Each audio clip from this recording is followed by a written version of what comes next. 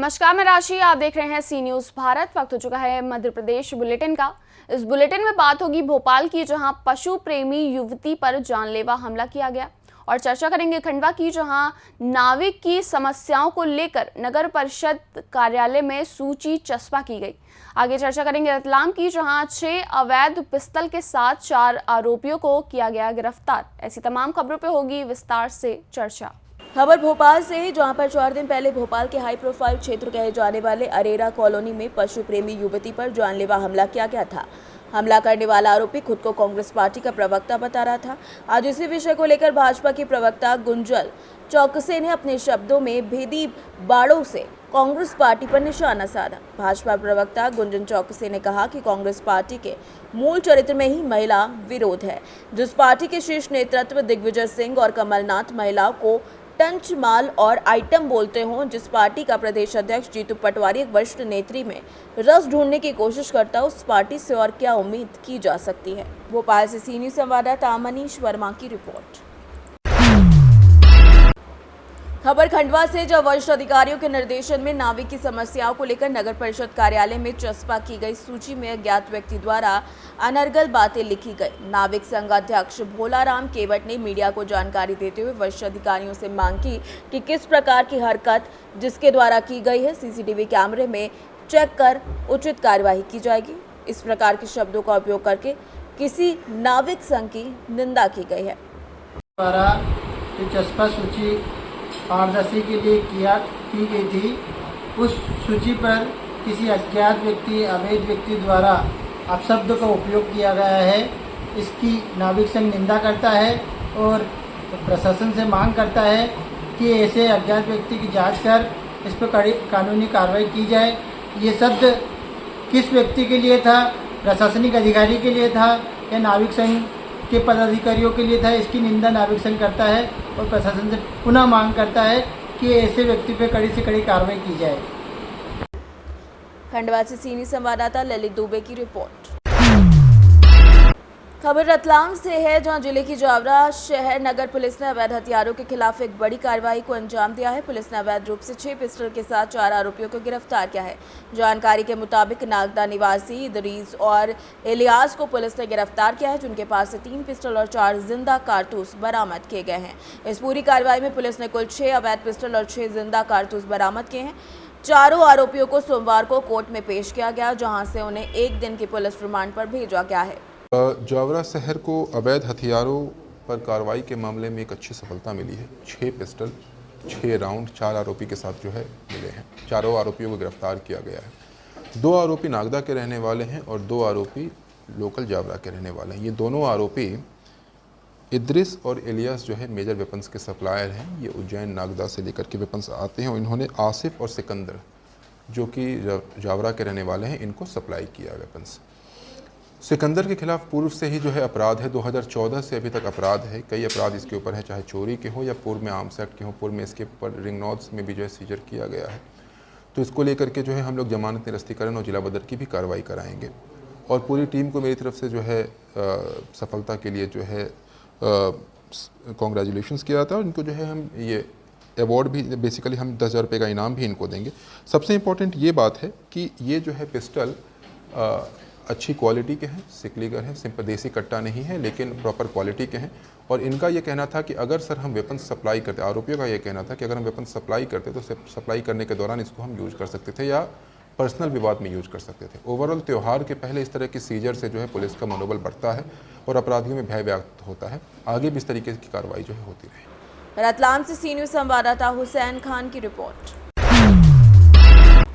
खबर सीहोर से, जहां तिरुपति बालाजी मंदिर के प्रसाद में मिलावट के विरोध में सीहोर में समस्त सनातन समाज ने शहर के प्रमुख धर्म गुरुओं के नेतृत्व में प्रदर्शन किया। शहर के हंसदास मंदिर के श्री महंत श्री 108 हरिराम दास जी महाराज, प्रख्यात कथावाचक महामंडलेश्वर पंडित अजय पुरोहित और प्रख्यात कथावाचक पंडित मोहित राम पाठक के संयुक्त नेतृत्व में सनातन प्रेमी मुख्य बाजार से रैली के रूप में भजन गाते हुए प्रसाद में मिलावट बंद होने के नारे लगाते हुए एसडीएम कार्यालय पहुंचे, जहां एसडीएम तन्मय वर्मा को राष्ट्रपति के नाम ज्ञापन सौंपा। ज्ञापन में धर्म गुरुओं ने मांग की कि भगवान के प्रसाद में किसी भी तरीके की मिलावट बंद होनी चाहिए।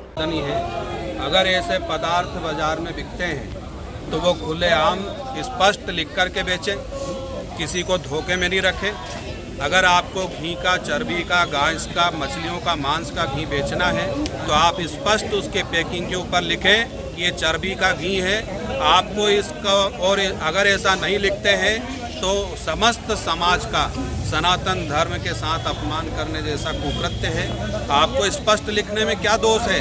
अगर आप बेच रहे हैं, सरकार अगर उस पर कार्रवाई करने में संकोच करती है तो सरकार का नियम है, कानून का ये नियम है कि जो चीज़, जो वस्तु आप बना रहे हैं उसको शुद्धता, उसकी पारदर्शिता, उसको लिखना देना अनिवार्य होती है। तो आपको ये लिख करके देना होगा कि ये पदार्थ इस चीज़ों से बना हुआ है।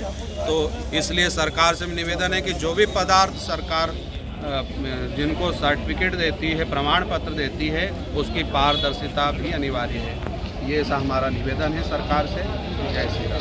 धर्मगुरु और साथ में भक्तगणों ने आगे तिरुपति बालाजी में जो प्रसाद में अपवित्रता हुई है, पशु चर्बी मिलाई गई है। प्रसाद पूर्ण रूप से पवित्रता से ही बनाया जाता है और पवित्रता को सनातन धर्म उस प्रसाद को बड़े भाव से ग्रहण करता है और उसमें अगर चर्बी इत्यादि मिलाई जा रही है तो सनातन धर्म का घोर अपमान है। और इसी के विरोध के लिए हम सब यहाँ पर एकत्रित हुए हैं। रामानुज मंडल संपूर्ण सनातन धर्म यहाँ पर इसीलिए यहाँ पर एकत्रित हुआ है कि इस तरह की जितनी भी हिंदू धर्म या सनातन धर्म के खिलाफ जो साजिश चल रही है उन साजिशों की जांच होना चाहिए और ऐसे विधर्मियों के ऊपर मृत्युदंड की कार्रवाई होना चाहिए, क्योंकि हमारे प्रसाद का मामला है। और प्रसाद हम पहले बता चुके हैं, परमात्मा के साक्षात दर्शन का नाम ही प्रसाद है और परमात्मा के दर्शन में अगर मिलावट है तो ये घोर निंदनीय अपराध है और ऐसे व्यक्ति को कड़ी से कड़ी मृत्युदंड की सजा मिलना चाहिए। उन्होंने बताया है कि हमारे बालाजी मंदिर में जिस प्रकार बीफ की चर्बी और घोर कृत्य करके जो चर्बी मिलाई गई है, सनातन का अपमान किया गया। हमारा महामहिम राष्ट्रपति जी से, आदरणीय प्रधानमंत्री जी से निवेदन है, जो भी इसमें जो भी संलग्न हो, जिसने ये अपराध किया है सनातन को तोड़ने के लिए, सनातन को भ्रष्ट करने के लिए, यह अपवित्रता की गई, उनको अपराध की श्रेणी में लाके इनको कठोर से कठोर कार्रवाई होना चाहिए। और मेरा सभी सनातन से निवेदन है, अपने घर में एक गाय पालें, स्वयं घी बनाएं और स्वयं भगवान को इस प्रसादम लड्डू का भोग लगाएं, तभी सनातन धर्म बचेगा। अन्यथा ये मिलावटखोर पैसे के लिए, धन के लिए ये सनातन को नष्ट करने की साजिश चलती रहेगी। इसको रोकने के लिए हमें सर्वप्रथम गाय को पालना होगा, स्वयं घी बनाएं, स्वयं प्रसाद लगाएं, स्वयं सब्जी फल लगाएं, सब सनातन तभी बचेगा। पुनः सभी को प्रणाम। सीहोर से सीनियर संवाददाता रजनी राय की रिपोर्ट।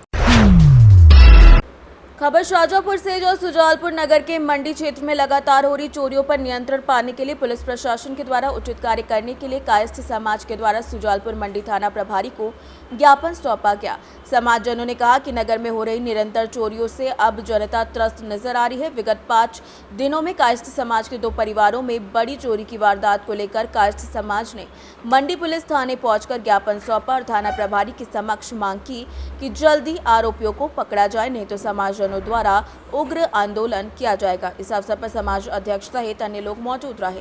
तो काहे को पुलिस के सामने नाराजगी व्यक्त कर रहे, क्या घटनाक्रम घटित हुआ है? पुलिस के जो घटनाक्रम है, पुलिस के नाराजगी के लिए शहर में लगातार चोरियां हो रही है। लगभग हर मोहल्ले में एक न एक चोरियां हो रही है। उससे नाराजगी होकर और समाज के 2 लोग, ओपी श्रीवास्तव, ओपी सक्सेना जी के घर चोरी हुई है, उसके लिए ज्ञापन देने हैं। घटना कब हुई थी?